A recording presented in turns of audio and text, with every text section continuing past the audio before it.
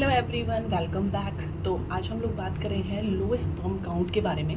जैसा कि जब आप प्रेगनेंसी प्लान करते हो और आपको प्रेगनेंसी प्लान करते हुए 1 साल अराउंड हो जाता है तो पर आप कंसीव नहीं कर पाते हो, तो अगर 1 ईयर हो जाता है लाइक अनप्रोटेक्टेड आपको इंटरकोर्स करे हुए और आप प्रेग्नेंट नहीं हो पा रहे हो, इसका मतलब है वो इनफर्टिलिटी में काउंट होने लगता है। अब इनफर्टिलिटी जो है वो फीमेल में भी हो सकती है, एक औरत में भी हो सकती है और एक आदमी में भी हो सकती है। जो औरतें होती हैं उनके टेस्ट अपने अलग होते हैं, जो फर्टिलिटी के टेस्ट होते हैं, बट जो मेंस होते हैं, जो आदमी होते हैं, उनका भी टेस्ट होता है जिसको सेमेन एनालिसिस बोलते हैं, जिससे पता चलता है कि क्या सही मात्रा में जो स्पर्म है वो सही है मात्रा में या नहीं है, उनकी जो गतिव्रता है, जो मोटिलिटी है, जो भागने की क्षमता है वो सही है या नहीं है, और उनकी जो मॉर्फोलॉजी है मतलब उनकी जो बनावट है वो सही है या नहीं है। तो इस वीडियो में तो हम बात करेंगे सिर्फ लो स्पर्म काउंट के बारे में कि वो क्या होता है, कैसे होता है, कैसे पता करें, क्या उसका रीज़न है और उसका ट्रीटमेंट क्या है।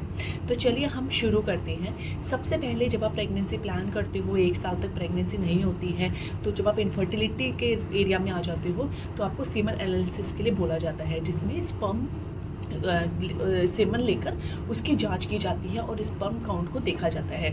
तो कभी कभी क्या होता है, कभी कभी कोई भी स्पर्म नहीं आता है, 0 स्पर्म आते हैं, जिसको बोलते हैं नील स्पर्म काउंट, जिसको एजियोस्पर्मिया भी बोला जाता है। बट समटाइम क्या होता है कि स्पर्म्स तो आते हैं बट उनकी जो मात्रा है, उनका जो काउंट है वो बहुत ज़्यादा कम होता है और वो उतना सफिशिएंट नहीं है कि वो जाके फर्टिलाइज कर पाए एग को, और जाके मतलब जितना होना चाहिए उतना नहीं है। अब क्या होता है, लो स्पर्म काउंट किसको बोलते हैं? तो जब 15 मिलियन स्पर्म 1 ml में होते हैं ना, उसको हम लो स्पर्म काउंट बोलते हैं। मतलब 1 ml में अगर 15 मिलियन स्पर्म से कम है तो उसको हम लो स्पर्म काउंट बोलते हैं। अब क्या होता है कि स्पर्म जब सेमन एनालिसिस होता है तो सिर्फ स्पर्म काउंट चेक नहीं होता है, स्पर्म का जो है मोडालिटी, जो मैंने बताया गतिव्रता, उसकी भागने की क्षमता और उसका मॉर्फोलॉजी, मतलब उसका जो डीएनए मॉर्फोलॉजी है, जिसमें स्पर्म होता है, उसका हेड और नेक और टेल 3 चीज़ आती हैं। तो वो क्योंकि क्या होता है स्पर्म काउंट है, फर्टिलिटी नहीं हो रही है,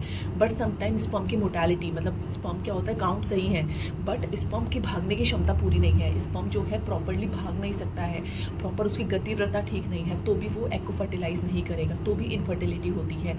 या जो स्पर्म है उसका जो हेड है, नेक है या टेल है, उसमें कोई भी प्रॉब्लम है तो उसकी वजह से भी इनफर्टिलिटी होती है, या फिर कभी कभी कंसीव हो जाता है तो मिसकैरेज के चांसेस भी हो जाते हैं। तो जिस स्पर्म की जो बनावट है, स्पर्म का जो मॉर्फोलॉजी जिसको हम बोलते हैं, अगर स्पर्म का हेड नेक टेल में कोई भी प्रॉब्लम है तो वो रीज़न भी होता है मिसकैरेज का। अब बात करते हैं हम कि आपको सिर्फ एक बार टेस्ट नहीं कराना है, सेमन एनालिसिस आपको 2 बार टेस्ट कराना है। दोनों बार अगर सेम चीज़ आती है, आपका स्पर्म काउंट जो है वो लो आता है, तो इसके साथ और टेस्ट भी करे जाते हैं, क्योंकि ये जानना होता है कि जो स्पर्म लो है उसका जो रीज़न है वो क्या है।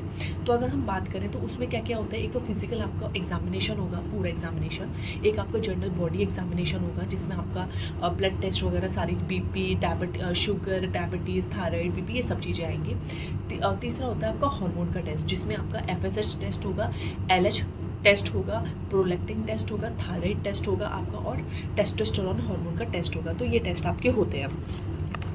अब अगर ये सारे टेस्ट करने के बाद पता चलता है कि हाँ स्पर्म काउंट लो है, तो क्या होता है, तो आपका स्क्रोटम का अल्ट्रासाउंड होता है, जो स्क्रोटम होता है उसका अल्ट्रासाउंड किया जाता है चेक करने के लिए। अब बात करते हैं हम ट्रीटमेंट की। तो देखिए जो ट्रीटमेंट होता है, ट्रीटमेंट जानने से पहले ये देखना है कि स्पर्म बनते कैसे हैं। अब स्पर्म कैसे बनते हैं, देखिए जब स्पर्म बनता है ना, जब स्पर्म बनने का टाइम आता है तो क्या होता है, एक सिग्नल जाता है ब्रेन को, जिसको हम हायर सेंटर बोलते हैं। वो ब्रेन क्या करता है, एक FSH और LH हार्मोन को सिक्रीट करता है, जो सिक्रीट होते हुए टेस्टिस पे आता है, टेस्टिस पे आके एक्ट करता है और वहाँ जाके स्पर्म का प्रोडक्शन होता है। इट मीन्स जो हमारा ब्रेन है वो हायर सेंटर हो गया, एंड जो हमारा टेस्टिस है वो फैक्ट्री हो गया, वहाँ से स्पर्म बनते हैं, वहाँ पर लाइक प्रोडक्शन होता है प्रॉपर।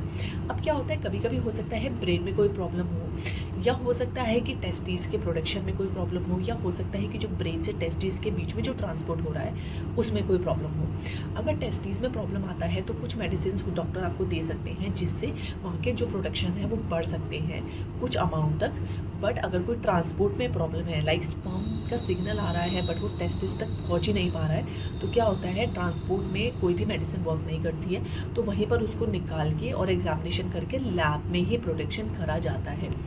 तो इस तरह से ये इसका ट्रीटमेंट होता है। दूसरा होता है कि आप किस तरह से जर्नली अपने स्पर्म काउंट को ठीक कर सकते हैं, जैसे कि लाइफस्टाइल मॉडिफिकेशन, अपनी कोई भी बुरी हैबिट छोड़नी है। स्मोकिंग बहुत बड़ा रीज़न होता है लो स्पर्म काउंट का।